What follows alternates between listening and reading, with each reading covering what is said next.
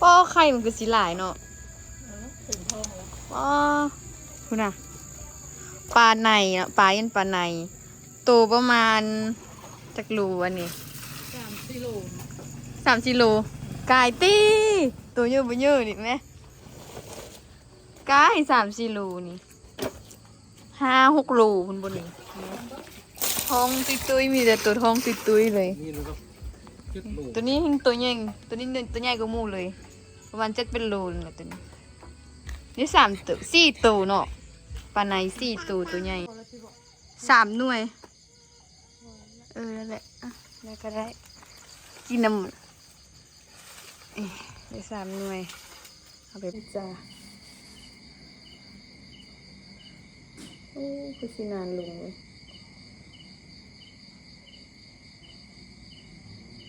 ใช้วิธีเดียวกันเด้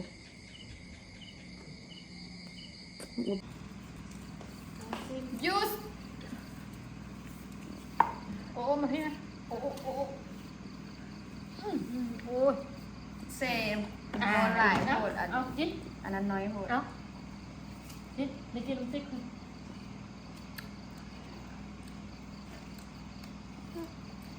ง่วงน้อยโหดเนาะน้ำก้อนหลายโหดตาสบายดีทุกคนเด้อยินดีต้อนรับเข้าสู่ช่องติ๊กสาวลาวลงซ่านพี่พ่อหันกับไปหาปลามาเบิ่งไหมปลาบักง่ายปลาอันป้อไข่มันคือสีหลายเนาะถึงท้องแล้วป้อคุณน่ะปลาในเนาะปลายันปลาในโตประมาณจักรูอันนี้3 กิโล3 กิโลกายตีตัวเยอะบ่เยอะนี่ไหมกาย3 4 โลนี่5 6 โลคุณบนนี่ท้องตุยๆมีแต่ตัวท้องตุยๆเลยตัวนี้หิงตัวใหญ่ตัวนี้ตัวใหญ่กว่าหมู่เลยประมาณ7 เป็นโลเลยตัวนี้นี่3 ตัว4 ตัวเนาะปลาใน4 ตัวตัวใหญ่ลองสั่งเบิ่งก่อนยี่พ่อหากมาบ้านได้สั่งเถื่อลองสั่งป้าว่าอย่างป้านี่ก็ว่าสิไปลินน้ำมีนาสิได้ไปบ่นี่มีลูกค้านั่งกินนั่น YouTube อยู่มึง6 โล 87 6 โล 8เกือบ7 โลตัวหนึ่งเบิ่งตัวนี้ตัวนั้นเยอะก้น7 โลไปตัวนั้นดิ6 โล 8 5 โล4 โล5 โล4 โล 9อ่ะ5 โลเป็ดตัวนั้น5 โลตัวนี้5 โลตัวนั้น7 6 โล 8 11 โลอย่างอีก4 ตัวเนาะได้4 ตัวแล้วก็นี่ปลานิลตัวนี้6 โลอ่ะ5 โล5 โลไป5 โลซ้ำตัวนี้เลย5 โล 3อ่ะ5 โล 4ตัวนั้นตัวนี้5 โล 4ตัวนั้น5 โลตัวนั้น7 โล 8หรือ3 โลนี่เนาะอันที่เอาไปส่งกับเจ้าอยู่ขายส่งกับเจ้าอยู่ตลาดเพราะว่าตัวใหญ่นี่มันไม่แพงเอาไปกินหรอกที่บอกตัวนี้4 โลบ่เป๊ะเลยไอ้ปลานิลตัวละจักโลนี่7 เป็นขีดคือ9เลยเนาะ4 โลตอนนี้ยังมีลูกค้านั่งกินอันตู้กินข้าวกินตาม YouTube เนาะนี่เป็นอันให้บ้านผลม่วงอะไรเนาะเด้มีลูกค้าอยู่สิได้ไปอันหามีนายบ่มื้อนี้นะเพราะว่ากันเจ้ากันกินเบียร์ได้เนาะคิดว่ากินเบียร์ได้ละบ่ฮู้ว่าสิกลับจักโมงว่าสิไปเมื่อวานก็บ่ทันอีกสิไปมื้อนี้ก็จักสิทันบ่ทันกูนี่นะเดี๋ยวนี้7 โมงยัง7 โมงปลายแล้วติบ่เดี๋ยวนี้นะสั่งได้สิ่งอันนี้สิ่ง15 โลสั่งเบิ่ง3 ตู้ปลานิลได้เกือบ3 โล4 ตัวเกือบ3 โล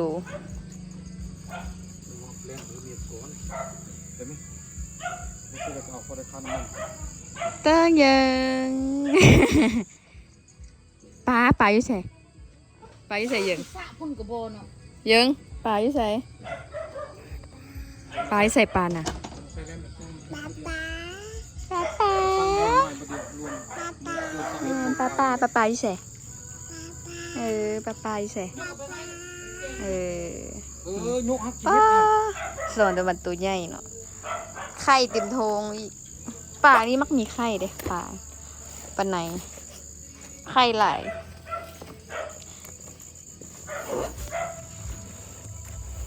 ปลา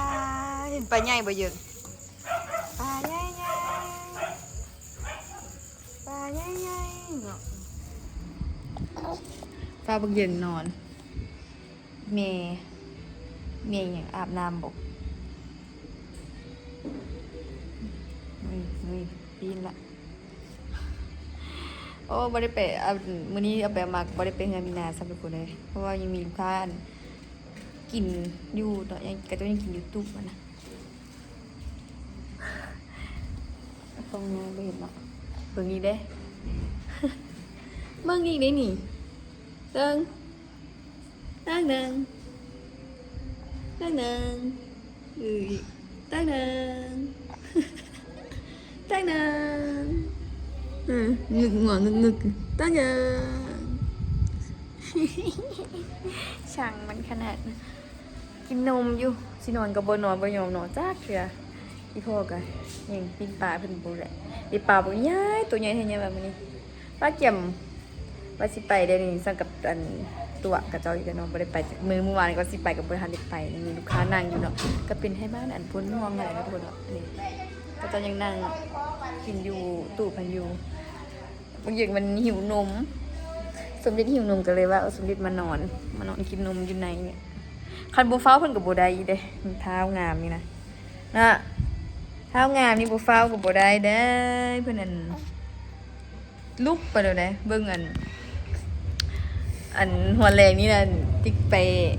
นั่งเอาเครื่องมันเอานั่งเอาเครื่องดื่มไปให้กับเจ้าหั่นนะเครื่องดื่มกับเจ้าหมดละเอาเครื่องดื่มไปให้กับเจ้าละกำลังขายให้นะแล้วป้าเพิ่นไว้ในเฮือนป้าเพิ่นไว้ในเฮือนก็ลิ้นของลิ้นเนี่ยบ่คือสิเป็นเหลียวว่าบ่เห็นดิว่าเพิ่นคานจนไปฮอดอันหน้าบ้านพุ่นน่ะคานออกประตูไปเกือบฮอดวงอันทางลงพุ่นแล่นมาเอามันเติ้งนี่เนาะอยู่ผู้เดียวบ่ได้เลยอยู่ผู้เดียวนี่ต้องมีคนอยู่นำเพิ่นนอนรับคือกันได้นอนรับนี่ก็ต้องได้มีคนมาอยู่นำบ่ซั่นแล้วมันตื่นไวเท้าเพิ่นน่ะปานว่าฮู้นอนรับคือกันแบบเฮาลักออกไปเฮ็ดเวียกอีหยังน่ะเอาเพิ่นนอนอยู่ในเฮือนสินะลานพากันไปเฮ็ดเวียกอยู่นอกหั่นปานว่าเพิ่นฮู้ตื่นคันตื่นแล้วมันบ่ได้เฮ็ดหยังเลยนี่น่ะกองกวนตุปูดนี่สอดที่กวนมันแซ่บบ่แซ่บบ่แซ่บมากินได้มากินได้มามัมแน่โอ้บ่ให้กินเด้อของมื้อเด้อมัมแน่มาโอ้วางแล้วว่าอิ่มแล้ววันนี้นะมันสิอิ่มแล้วตินี่ยังสินอนก็บ่นอนกันเด้อดึกปานนี้ยังบ่นอน9:00 นอ่ะดิ9:00 ครึ่งแล้วนี่เติงก็จะกินอยู่นอกเปิดเพลงได้เติงอุ้ยเติงยังตาแก่เอาแลนกับประธานแลนกับประธานเอาตาแก่นี่เนาะแกอยู่ใส่แกเด้แกอยู่ใส่เอื้นตาแก่นี่นะเป็นอันนั้นเลยตาแก่อยู่ใส่ตาแก่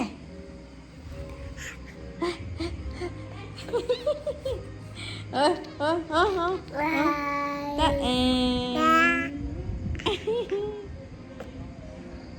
เป็นอย่างไงนะโอ้ยงามดิอุ่นสบายดีให้เราได้สบายดีนะสบายดีให้เราได้สบายดีโอ้โนนั่นน่ะโนสบายดีให้เราได้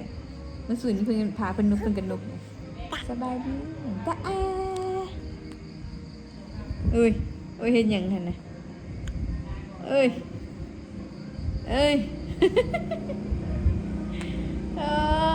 กินนมอิ่มแล้วอารมณ์ดีป่ะอยากกินนมอิ่มแล้วอารมณ์ดีป่ะโอ้เห็นอย่าง คลิปก่อนที่ติ๊กลงค่ะเนาะอันเพิ่นว่าเอามาเพิ่นอยากได้โทรศัพท์แบบอยากได้โทรศัพท์ไปเบิ่งอันการ์ตูนเบิ่งเป็ดเบิ่งกับกาบเพิ่นดีเอามา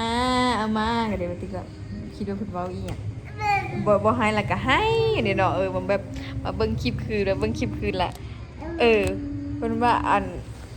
สมติว่าเอามาเนาะติ๊กบ่ได้ให้แล้วเพิ่นก็อันให้เบิ่งคลิปคือเลยยังหัวขนาดตอนนี้ลูกค้ากำเมือแล้วทุกคนหากำเมือเมื่อกี้นี่คิดอยากอันน้ำพันธุ์เมียนเครื่องเถื่อเนาะอยากกินปั้นน้ำปั้น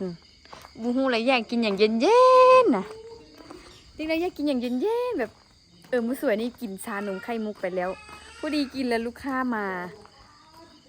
าแต่นเสียเนี่ยนะบูฮูว่าให้ฟังหรือเปล่าหรือว่าอย่างวะนั่นแหละแล้วอัน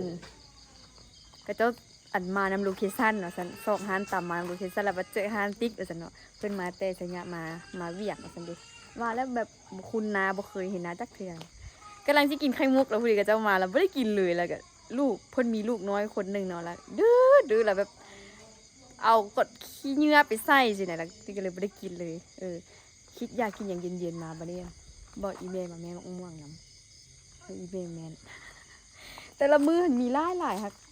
บ่ได้ปั้นมื้อนี้หันบ่มีเลยมาแม่นเอาอยู่ตุนตกตะกุ่นหมักนึงเอาไปได้ มาแม่นมะม่วงกลางคืนทุกคนเด้เหลืองๆนี่เด้ซะเน่าอ่ะ2 หน่วยนี่มันล่นก็มีอยู่ทุกคนแต่ว่าอย่าให้มันเน่าหั่นน่ะเน่าแท้บางมื้อตื่นมาก็ล่นก็มีบางมื้อเด้โอ้ยเน่าเลยอยากกินอันเย็นๆอยากกินปันอันนี้หักก็ล่นนิดนี่ยังมียางอยู่เนาะนี่เอาไปก่อนหักนุ่มๆแล้วเว้ยนี่มันนุ่มมันเป็นหนอนยามีหนอนเนาะนี่นี่ก็หักก็ล่นได้นี่นี่ได้อยู่นี่ยังเปลือกยังเป็นอันนี้อยู่ตัวหนูว่ะอันนี้ก็ล่นโดนแล้วนี่เนาะมันล่นแล้วแบบบ่ได้มาเก็บมันแดแล้วมันก็เน่าบางอันกันตัวหนูกินนี่คือตัวนี้หนูกินแล้วมันล่นก็มีนี่ดิเรียบร้อยนี่ป่ะ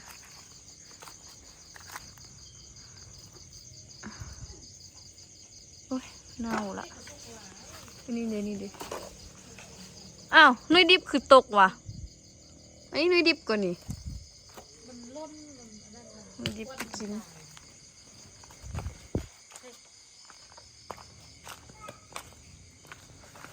ไป2 หน่วยละนี่ดินี่ก็ดิบน้อยนึง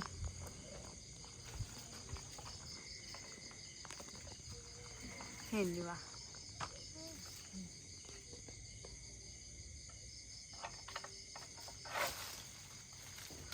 เป็นน้ำเฮาแซนแฮกแท็กว่าเนาะแล้วแฮกแท็กแล้วก็เจ้าอันค้นหาแล้วมันเห็นสินะ ขนาดอาหารหอยอยู่ในด้วยนี่จิกมักใส่แบบเป็นแฮกแท็กนะแบบว่าอาหารใส่แบบโลเคชั่นอาหารนะอยู่ในโพสแล้วก็จะกันนำมาเบิ้งคูเกิลแบบมาสัตว์เบิ้งโลเคชั่นมาอะไรอยู่วะเบิ้งไงเดี๋ยวคือว่าเขียวบดแม่ก้นมันได้เหลือง ก้นเรื่องแล้วแม่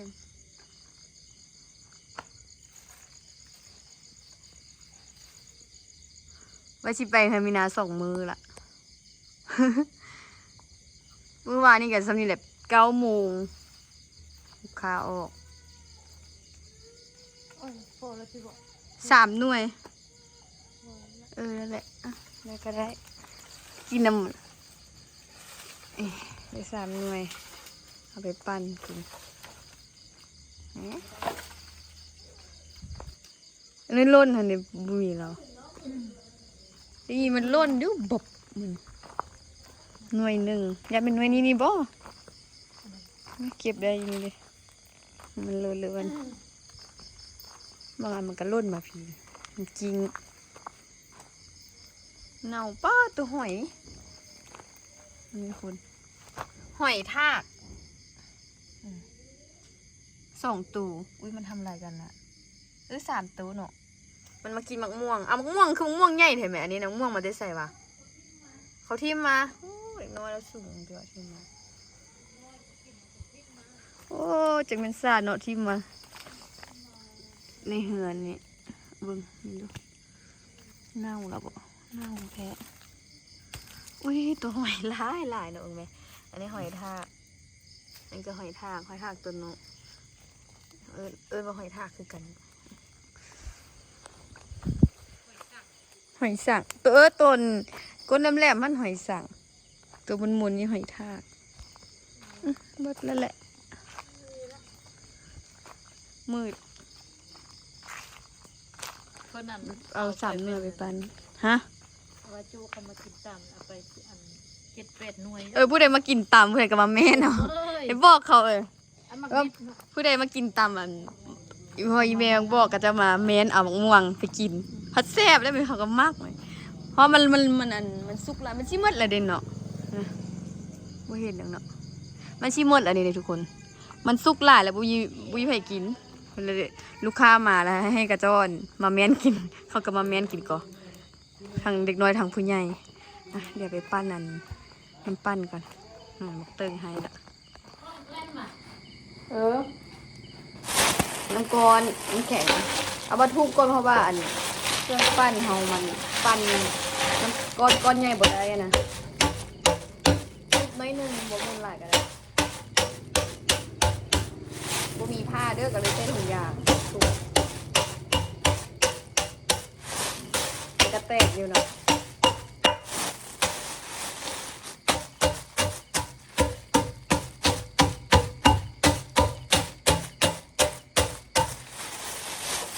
ให้มันอันมูนระดับนี้ใส่ที่ถุงกำกรแล้วก็กำกรถอดใส่ก็คือมาหลายๆเลย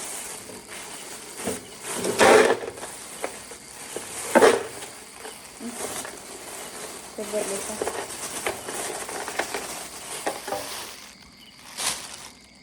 โอ้หมดปีกเข้ามาอ้าวให้ไปอยู่ก้นมันซ้ำให้กินเองเด้อมันมีมดปีกแมลงแมงไม้ออกอยู่ปะมันบ่ออก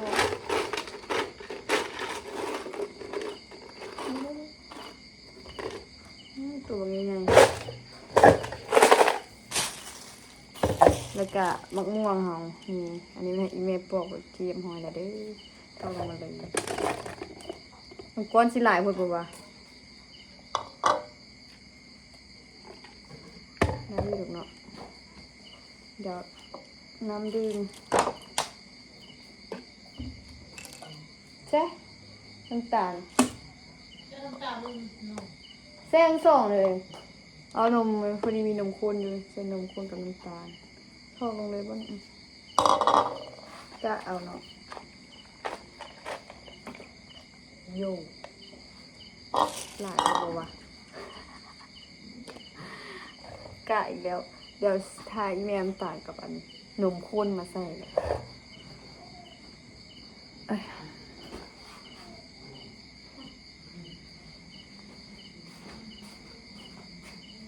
คือบอกกันหอมต่ำมันวะพออยู่วะน้ำตาลนี้บุมีน้ำตาลเสื่อมใส่น้ำตาลนี้ไปเลย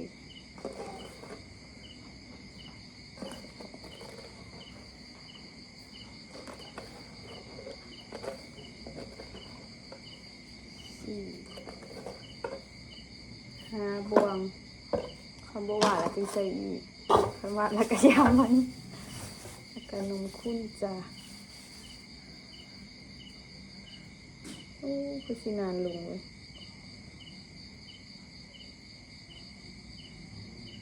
ใช้วิธีนี้กันเด้อมึงเป็นเด้อมึงเป็นอย่างเด้อกินเอง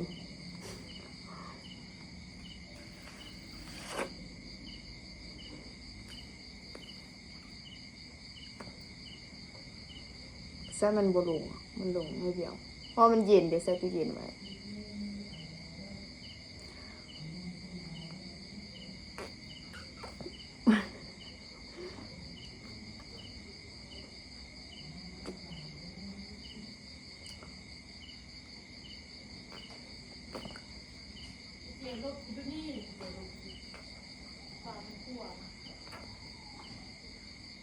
พอละโอเคเสร็จเรียบร้อยเดี๋ยวไปปั่นก่อน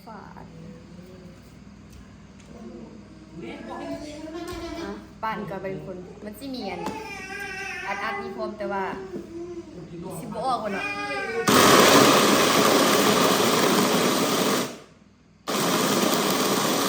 น้ำน้อย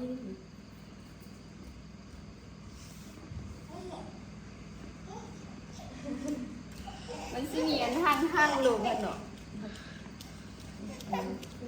หยุดแม่ยามบ่อุ๊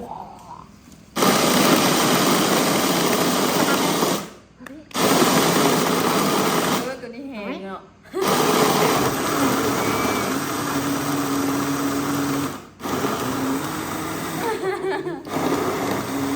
นี่ค่อยตัวนี้แห้ง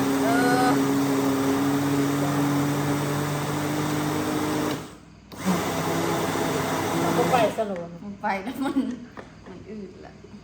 ถ้ากูอยากใช้น้ำลายมัน ป้าหลาย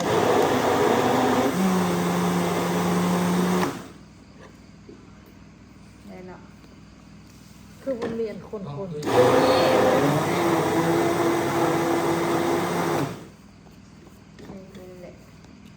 ซิมก่อนเอาโจ้มาดูแม่ซิมก่อนซิมมาเติ้ง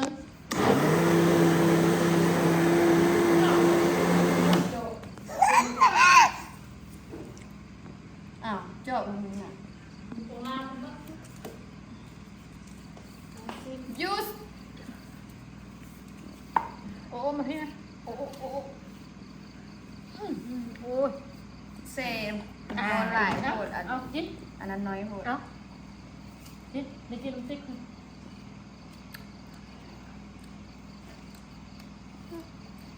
ง่วงน้อยโหดเนาะเป็นน้ำก้อนหลายโหด มันก็กินอยู่มันก็หลาย เอาบดหวานเหรอหวานเอาน้ำตาลมาซื้อ มันกินได้เรื่อย มันกินได้ปะ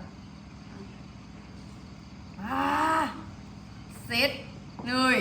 หักออกมา ๆป้าหลายมันน่ะเพิ่นกินบ่ กิน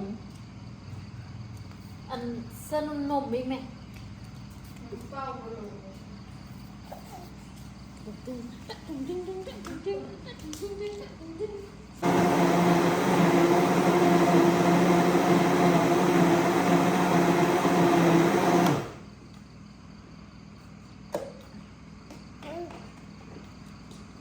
ก็ท่ามาเนาะชิมเล่นเลยปะเฮ้ยสีอันเก่าออกอันเก่าโอ้ยบัดสิบึ้งไฟสิซอดหัวมึงบึ้งแง่ลีแง่ขาเนอะเอาไปดูคุณน่ะไปกินนุ่มไปเด็ก นึกๆนะมาเดินไปเดิน แพบแล้วบัดนี้มันได้กินมะม่วงอยู่แต่ว่าใช้น้ำก้อนหลายโหดเนาะว่าได้ทุบมาแล้วมันเหลือกันเลยว่าทอกสิบซะ เปีย พ ก อดีแล้วบัดนี้นะแล้วคิดว่าจะมีคนกินน้ำเนาะปั่นเพื่อว่าเต็ม คน ถุง หนาว เป็นอะไรยังโอ้ แซ่บบ่แซ่บบ่ โอ้ยมันเย็นมันก็แซ่บเบิดทีแหละนี่ติ๊กใส่จอกเนี่ย หมดละกินไหนเจ็บคอแซ่บ ถ้ามะม่วงไหลก็นิ่งแซ่บอ่ะพ่อมึงโทรมาบอกแตงโทรมาแตงโทรมา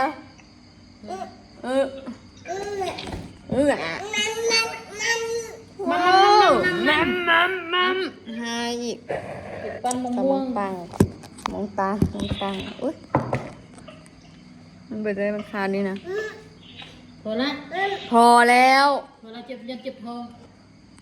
ไม่ไปเอาไม่ถูกสันทอดูด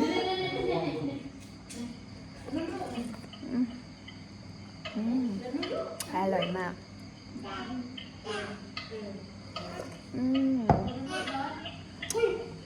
แซ่บแท้เลยทุกคนอร่อยจริงนะ เอาซบๆแล้วก็นอนแบบ ของเจียว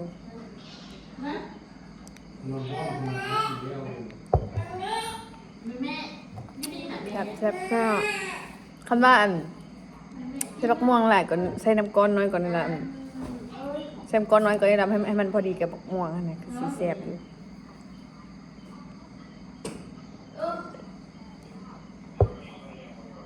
คือสีแซ่บกว่านี้เห็นไหมแบบมันเข้มข้นมันได้อันเนื้อบักม่วงหลายอันนี้ไอ้ยำก้อนหลายก่อนแม่บักม่วงจะกระแซ่บแซ่บยันนุ่มกับอันน้ำตาล